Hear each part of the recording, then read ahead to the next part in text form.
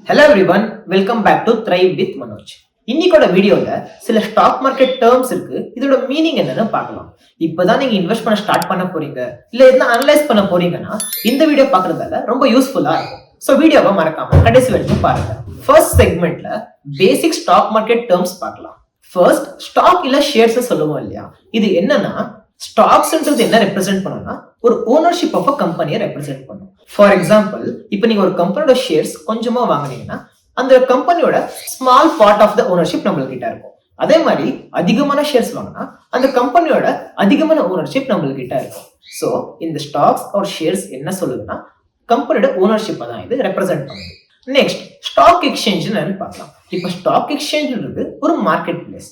இப்போ நம்ம ஒரு ஸ்டாக்ஸை பை பண்ணணும் இல்ல செல் பண்ணணும் நம்ம நினைச்சா இந்த ஸ்டாக் எக்ஸ்சேஞ்ச் தான் போய் நம்ம வாங்க முடியும், விற்கவும் முடியும். நம்ம இந்தியால ரெண்டு மேஜர் ஸ்டாக் எக்ஸ்சேஞ்ச் இருக்கு. ஒன்னு பிஎஸ்இ, இன்னொன்னு என்எஸ்சி. என்எஸ்சினா நேஷனல் ஸ்டாக் எக்ஸ்சேஞ்ச், பிஎஸ்சினா பாம்பே ஸ்டாக் எக்ஸ்சேஞ்ச். இந்த ரெண்டு மார்க்கெட் பிளேஸ்ல நம்ம ஸ்டாக்ஸை பை அண்ட் செல் பண்ணிக்கலாம். நெக்ஸ்ட் வந்துட்டு நம்ம டிக்கர் சிம்பிள்னா என்னன்னு பார்க்கலாம். டிக்கர் சிம்பிள்ன்றது இதே ஒரு கம்பெனி இந்த பிஎஸ்சி இல்ல என்எஸ்சில லிஸ்ட் ஆகுதுன்னா அதுக்கான யூனிக் டிக்கர் சிம்பிள் அதுக்கு கொடுத்திருப்பாங்க. எதுக்குன்னா ஈஸியா நம்ம அதை சர்ச் பண்ணணும்னு கொடுத்திருப்பாங்க. எக்ஸாம்பிளுக்கு HCL டெக்னாலஜி லிமிடெட்னு ஒரு கம்பெனி இருக்கு இல்லையா, இதோட டிக்கர் சிம்பிள் என்எஸ்சில என்ன இருக்குன்னா HCL டெக்னு இருக்கு. அதே பிஎஸ்சியோட டிக்கர் சிம்பிள் என்ன இருக்குன்னா 532281 இருக்கு. ஸோ இது போய் நம்ம அதை சர்ச் பண்ணா அந்த கம்பெனி நம்மளுக்கு காமிக்கும். இன்னொரு எக்ஸாம்பிள் LTI மைண்ட்ரிங் கம்பெனி இருக்கு இல்லையா, ஸோ இதோட டிக்கர் சிம்பிள் என்எஸ்ல என்ன இருக்குன்னா LTIM இருக்கு.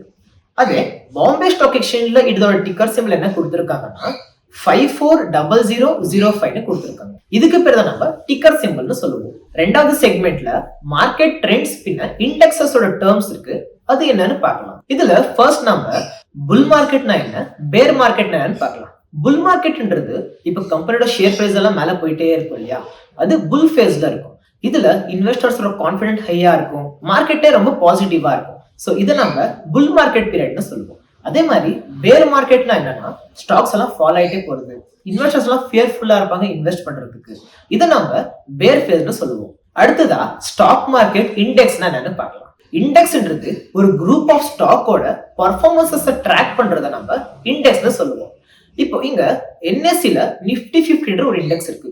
இதுல 50 ஸ்டாக்ஸோட பர்ஃபார்மன்ஸ் அவங்க ட்ராக் பண்ணுவாங்க. அதே மாதிரி பாம்பே ஸ்டாக் எக்ஸ்சேஞ்ச்ல சென்செக்ஸ்னு ஒரு மேஜரான இண்டெக்ஸ் இருக்கு. இதுல 30 கம்பெனிஸோட பெர்ஃபார்மன்ஸ் அவங்க ட்ராக் பண்ணுவாங்க. இப்போ ஒரு குரூப்பா ஒரு ஸ்டாக் ஒரு பாஸ்கெட்ல போட்டு அது எப்படி பெர்ஃபார்ம் பண்றது பார்ப்பாங்க இல்லையா, இதுக்கு பேர் தான் நம்ம இண்டெக்ஸ்னு சொல்லுவோம். இதே மாதிரி என்எஸ்சி கிட்ட நிஃப்டி 50 மாதிரி எக்கச்சக்கமான இண்டெக்ஸஸ் இருக்கு. அதே மாதிரி பாம்பே ஸ்டாக் எக்ஸ்சேஞ்ச் கிட்டயும் இருக்கு. இந்த நிஃப்டி 50னா என்ன, இதெல்லாம் எப்படி இன்வெஸ்ட் பண்றதுன்னு உங்களுக்கு புரிஞ்சுக்கணும்னா மறக்காம சப்ஸ்கிரைப் பண்ணிக்கோங்க. அடுத்தடுத்த வீடியோ நான் போஸ்ட் பண்ண ட்ரை பண்றேன். மூணாவது செக்மெண்ட்ல இன்வெஸ்டிங் அண்ட் வேல்யூஷன் டேர்ம்ஸ் பத்தி நம்ம பார்க்கலாம். இதுல ஃபர்ஸ்ட் வந்துட்டு நம்ம மார்க்கெட் கேபிட்டலைசேஷன் என்னன்னு பார்க்கலாம். இப்போ ஒரு கம்பெனி ஷேர்ஸோட டோட்டல் வேல்யூ என்னன்னு இந்த மார்க்கெட் கேப் நம்மளுக்கு காமிக்கும். இதை எப்படி கால்குலேட் பண்ணுவாங்கன்னா, இப்போ ஒரு கம்பெனியோட ஷேர் பிரைஸ டோட்டல் நம்பர் ஆஃப் ஷேர்ஸோட மல்டிப்ளை பண்ண நம்மளுக்கு மார்க்கெட் கேப் கிடைக்கும். இந்த மார்க்கெட் கேப் வச்சுதான் large cap, mid cap and small கேப்னு இந்த கம்பெனியோட செக்மெண்ட்டை பிரிப்பாங்க. அடுத்ததா PE ரேஷியோனா என்னன்னு பார்க்கலாம். இது ஒரு வேல்யூஷன் மெட்ரிக். இந்த PE ரேஷியோ வச்சு அந்த கம்பெனியோட வேல்யூஷனை நம்ம பார்க்கலாம். இந்த PE ரேஷியோ என்ன சொல்லும்னா, இப்போ கம்பெனிஸ் ஏர்னிங்ஸ் பண்ணும் இல்லையா, இந்த ஏர்னிங்ஸை பார்த்து இன்வெஸ்டர்ஸ் முடிவு பண்ணுவாங்க ஒரு ஷேருக்கு நம்ம எவ்வளவு பே பண்ணலான்னு பார்ப்பாங்க. இப்போ நம்ம ஐடி கம்பெனிஸ் எடுத்தா இங்க TCS ஓட PE ரேஷியோ 30 இருக்கு. அதே மாதிரி இன்ஃபோசிஸ்க்கு 28 இருக்கு. அதிகமான PE ரேஷியோ பெர்சிஸ்டன்ட் சிஸ்டம்ஸ்க்கு 70 PE ரேஷியோ இருக்கு.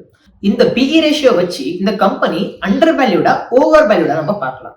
இப்ப குறைவான PE ரேஷியோ இருந்துச்சுன்னா அண்டர் வேல்யூட்னு சொல்லுவாங்க. அதே மாதிரி அதிகமான PE ரேஷியோ இருந்துச்சுன்னா இந்த ஸ்டாக் பிரைஸ் வந்துட்டு எக்ஸ்பென்சிவா இருக்கு நம்ம சொல்லலாம். இது one of the valuation metrics தான். ஜஸ்ட் PE ரேஷியோ வச்சு கொண்டு நம்ம இன்வெஸ்ட் பண்ணக்கூடாது. இதே மாதிரி எவ்வளவு வேல்யூஷன் மெட்ரிக்ஸ் இருக்கு இதெல்லாம் அனலைஸ் பண்ணிட்டு நம்ம இன்வெஸ்ட் பண்ணணும். அதே மாதிரி PE ரேஷியோன்றது செக்டர் டு செக்டர் டிஃபர் ஆகும். சில செக்டர்ல PE ரேஷியோ நார்மலாவே குறைவா இருக்கும், அதுக்குன்னு அது ரொம்ப சீப்பா நம்ம இன்வெஸ்ட் பண்ணக்கூடாது. அதோட பியர்ஸோட நம்ம கம்பேர் பண்ணி பார்க்கணும். இப்போ உங்களுக்கு PE ரேஷியோ என்னன்னு புரிஞ்சிருக்கும் நான் நம்புறேன். நெக்ஸ்ட் நம்ம டிவிடெண்ட்ஸ்னா என்னன்னு பார்க்கலாம். டிவிடெண்ட்ன்றது இப்ப கம்பெனி ப்ராஃபிட் பண்ணும் இல்லையா, அந்த ப்ராஃபிட்ல சில போர்ஷனை எடுத்து ஷேர் ஹோல்டர்ஸ்க்கு டிவைட் பண்ணி கொடுத்துடுவாங்க. இதுதான் நம்ம டிவிடெண்ட்னு சொல்லுவோம். சில கம்பெனிஸ் டிவிடெண்டை ரெகுலரா கொடுப்பாங்க, சில கம்பெனிஸ் கொடுக்காம கூட போவாங்க, சில கம்பெனிஸ் சில டைம்ஸ் கொடுப்பாங்க இல்ல கொடுக்காம கூட இருப்பாங்க. டிவிடெண்ட்ன்றது மேண்டேட்டரியா கொடுக்கணும்னு அவசியம் இல்லை. நெக்ஸ்ட் செக்மெண்ட்ல trading and order type terms என்னன்னு பார்க்கலாம். ஃபர்ஸ்ட் நம்ம இன்ட்ராடே வெர்சஸ் டெலிவரி என்னன்னு பார்க்கலாம். இன்ட்ராடேன்றது ஒரு ஸ்டாக்கை சேம் டேவே பை பண்ணிட்டு செல் பண்றதை நம்ம இன்ட்ராடே ட்ரேடிங்னு சொல்லுவோம். அதே மாதிரி டெலிவரினா லாங் டேர்ம்க்கு ஒரு ஸ்டாக் நம்ம பை பண்ணி வச்சுக்கிறத டெலிவரின்னு சொல்லுவோம். அடுத்ததா லிமிட் ஆர்டர்னா என்ன, மார்க்கெட் ஆர்டர்னா என்னன்னு பார்க்கலாம். இப்போ நீங்க ஒரு கம்பெனியோட ஷேர் வாங்குறீங்கன்னா மார்க்கெட் ஆர்டர் நீங்க செட் பண்ணி வாங்கினா கரண்டா அந்த பிரைஸ் எதுல ட்ரேட் ஆயிட்டு இருக்கோ அந்த மார்க்கெட் பிரைஸ் எக்ஸிக்யூட் ஆயிடும். இப்போ ஒரு கம்பெனி நீங்க இன்வெஸ்ட் பண்ணணும்னு பாக்குறீங்க.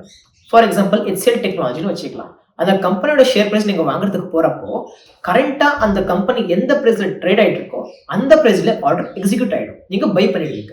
அதே லிமிட் ஆர்டர்னா இப்போ for example HCL technology trading price வந்துட்டு 1700 rupees இருக்குன்னு வச்சுக்கலாம். ஆனா நீங்க லிமிட் ஆர்டர்ல லிமிட் செட் பண்றீங்க, 1600 லிமிட் செட் பண்ணி ஆர்டர் பிளேஸ் பண்றீங்க. இந்த HCL டெக்னாலஜி கம்பெனி 1700 ட்ரேடிங் ஆயிட்டு இருக்கு இல்லையா, அது 1600 வந்துச்சுன்னா மட்டும்தான் ஆர்டர் எக்ஸிக்யூட் ஆகும். அது வரலன்னா ஆர்டர் எக்ஸிக்யூட் ஆகாம கேன்சல் ஆயிடும். இதுக்கு பேர் தான் நம்ம லிமிட் ஆர்டர், மார்க்கெட் ஆர்டர்னு சொல்றோம். நெக்ஸ்ட் செக்மெண்ட்ல ரிஸ்க் மேனேஜ்மெண்ட் டேர்ம்ஸ் என்னன்னு பார்க்கலாம். இதுல ஃபர்ஸ்ட் வந்துட்டு ஸ்டாப் லாஸ் ஆர்டர்னா என்னன்னு பார்க்கலாம். இப்போ நீங்க இன்ட்ராடேல ட்ரேட் பண்றதுக்கு நீங்க ஒரு கம்பெனியை வாங்கிருக்கீங்க, அதுல நீங்க ஸ்டாப் லாஸ் செட் பண்ணி வச்சிருக்கீங்க. இப்போ நீங்க 100 rupeesக்கு ஒரு கம்பெனியோட ஷேர்ஸ் வாங்கிருக்கீங்க, அதுல 90 rupeesக்கு நீங்க ஸ்டாப் லாஸ் செட் பண்ணி வச்சிருக்கீங்க. அப்படின்னா இப்போ 100 rupeesக்கு வாங்கின ஸ்டாக் 90 rupees போச்சுன்னா ஆட்டோமேட்டிக்காவே செல் ஆயிடும். ஸோ ஸ்டாப் லாஸ் ஆர்டர்ன்றது நீங்க ஒரு பிரைஸ் வந்தா இது செல் பண்ணிட்டு செட் பண்ணி வைக்கிறத நம்ம ஸ்டாப் லாஸ் ஆர்டர்னு சொல்லுவோம். நம்ம இப்படி செட் பண்ணி வைக்கிறதுல இருந்து நம்ம பிக் லாசஸ் இருந்து தவிர்க்கலாம். நெக்ஸ்ட் நம்ம வொலட்டாலிட்டினா என்னன்னு பார்க்கலாம். வொலட்டாலிட்டின்றது ஒரு ஸ்டாக் பிரைஸ் எவ்வளவு ஃபிளக்சுவேட் ஆகுதுன்னு, மேல கீழே ஏறி இறங்கும் இல்லையா, இதுதான் நம்ம வொலட்டாலிட்டின்னு சொல்லுவோம். அதிகமான வொலட்டாலிட்டி இருக்கிற ஸ்டாக் எப்படின்னா அதிகமா மேல போகும், அதிகமா கீழே வரும், அதோட பிரைஸ் வந்துட்டு ரேபிடா சேஞ்ச் ஆயிட்டு இருக்கும். அதே லோ வொலட்டாலிட்டி ஸ்டாக் வந்துட்டு அதிகமா பிரைஸ் மூவ்மெண்ட் இருக்காது, ஸ்டேபிளா இருக்கும். இந்த வீடியோல சில ஸ்டாக் மார்க்கெட் டேர்ம்ஸ் என்னன்னு நம்ம பார்த்திருப்போம். இதே மாதிரி டேர்ம்ஸ் உங்களுக்கு எதனா டவுட் இருந்துச்சுன்னா கீழே கமெண்ட் செக்ஷன்ல கமெண்ட் பண்ணுங்க. நான் பார்ட் 2 வீடியோ போடுறதுக்கு நான் ட்ரை பண்றேன். இந்த வீடியோ உங்களுக்கு ரொம்ப யூஸ்ஃபுல்லா இருந்துச்சுன்னா மறக்காம லைக், ஷேர் அண்ட் சப்ஸ்கிரைப் பண்ணுங்க. அதே மாதிரி உங்க ஃப்ரெண்ட்ஸ் யாருன்னா இன்வெஸ்டிங்க்கு இன்ட்ரெஸ்டா இருந்தா இந்த வீடியோ நீங்க ஷேர் பண்ணுங்க. Thank you so much for watching.